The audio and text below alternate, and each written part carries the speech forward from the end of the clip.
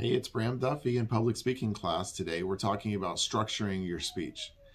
And so today, looking at the impact of the organization and the effectiveness of your speech is kind of the big deal. Imagine you are in the audience listening to a speech, and you can almost instantly tell if the speaker structured their thoughts well or not. And it's because a well organized speech flows smoothly, and it makes it easy for you to follow along and understand the points that are being made. On the other hand, a speech that's put together without much thought, that kind of thing can be confusing. It's like trying to follow a roadmap with no clear directions, and you're going to likely end up lost and frustrated. That's exactly how your audience feels when your speech lacks structure. They can become irritated, or they can even lose interest entirely. So, why does this matter? Well, as speakers, we want our audience to understand our message clearly. And more than that, we want them to believe that what we're saying is true. We want them to have that trust in us. It becomes incredibly hard to achieve that if our presentations are just disorganized. So, the way that you organize your speech directly affects your credibility as a speaker. A well-structured presentation not only makes you more understandable, but it makes you more believable and more trustworthy. It shows your audience that you put effort into preparing your speech and that you respect their time. And delivering a speech is not just about sharing information, it's about creating a connection with your audience. So a well-organized speech is a powerful tool to help with that connection. So let's create a compelling speech together. Let's work on that as a focus for this class. And so the first step is to create a clear purpose and a clear thesis. So this purpose statement and this thesis statement are clear building blocks for the presentation that you're going to do and kind of hold everything up. These are not just things that I'm saying, hey, this is what I want you to write. These are things that I'm giving you as tools so that you can not waste time and you can be effective as a speechwriter. Otherwise, you're going to just be stuck in an abyss, right? So the purpose statement is your guiding light. It's something that illuminates why you're giving the speech. And it's really focused on the topic, on the audience. So the purpose is connected to the audience. It's like, what is in it for me? That's what the audience needs to get out of that. And then the thesis statement is more of the heart of the speech. It's a concise statement that shares a clear message that you want your audience to take away. And it's important that the thesis statement's focused on that specific topic. You want to deliver a powerful punch, not just some scattered shower of ideas. And you only have a limited amount of time to convey this message. So it's really important that your topic is narrow enough to cover all together thoroughly within that small time frame.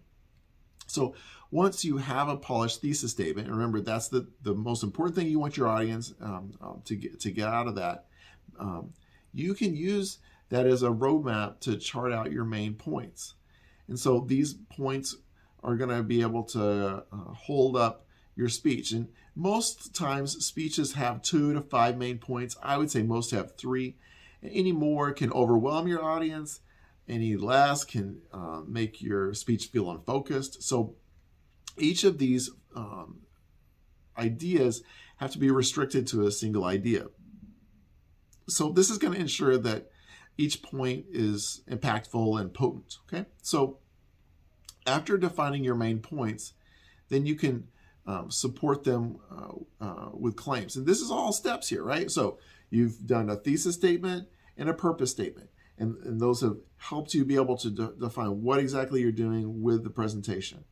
Then you can take that and start brainstorming like crazy to develop all kinds of information that you might want to include in your speech. And so you can do things on Google or Google Scholar or news searches or any kind of thing that you want to use to pull together to get your sources. And then after you have that in one place, you can start figuring out what are some of the main points that can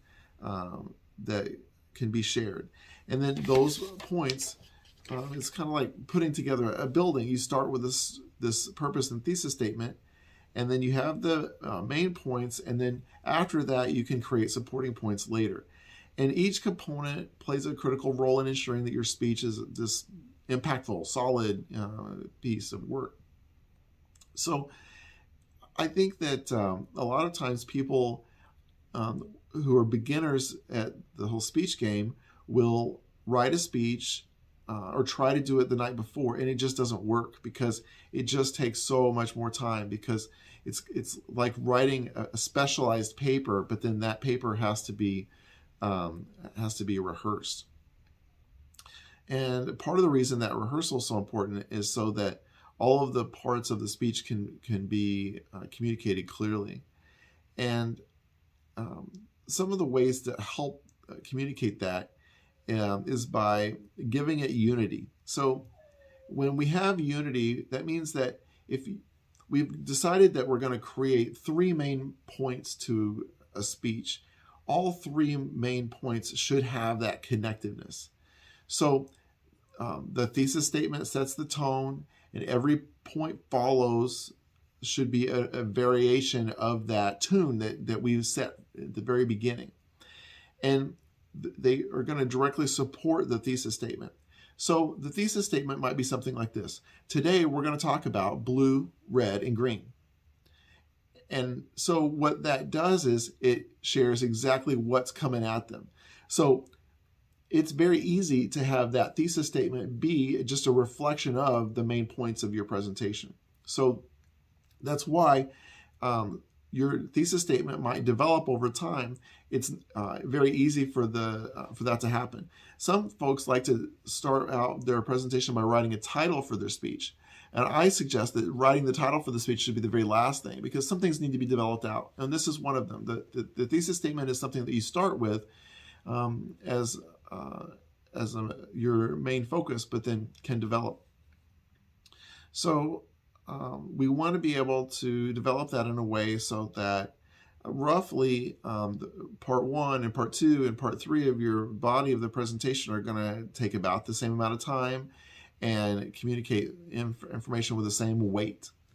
So coherence also helps make that come through, and it's achieved when your speech is organized logically with points that are arranged in order of their significance. So imagine like that each point is a beat in the rhythm.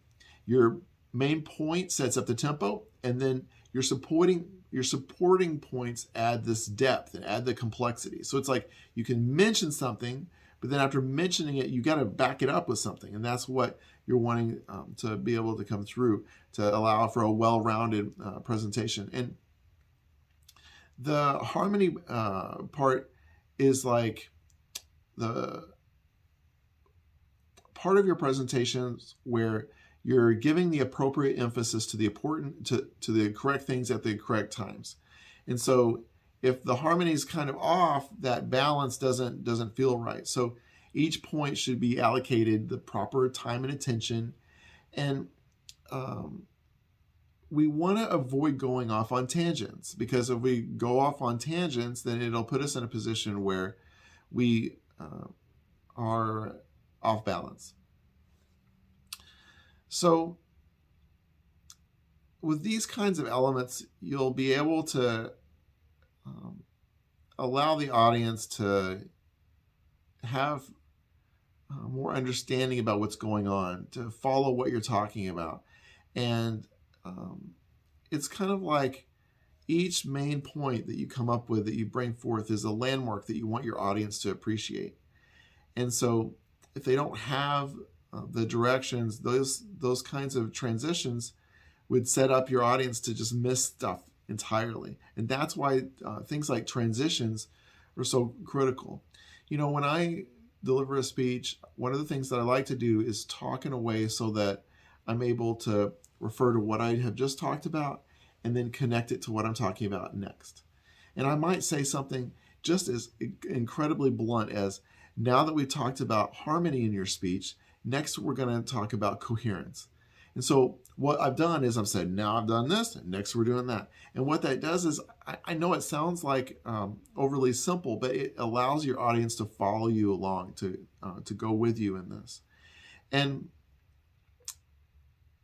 if you listen to a speech, you have no opportunity to go back and remember what was said or to say, hey, what's that? This is a live event usually, right? So it's important that we can give transitions to help give them that structure and know what's happening. Because I don't know about you, but if I get into a presentation and I get confused or lost, I can easily get bored and not care, or maybe overwhelmed and also lost. So if we talk about transitions, I know that your textbook has a page with a corner of like cool, like easy to use transitions, but they can be something like a contrast or a comparison. Like you could say, on the other hand, or similarly, or next, or finally. So those kinds of transitions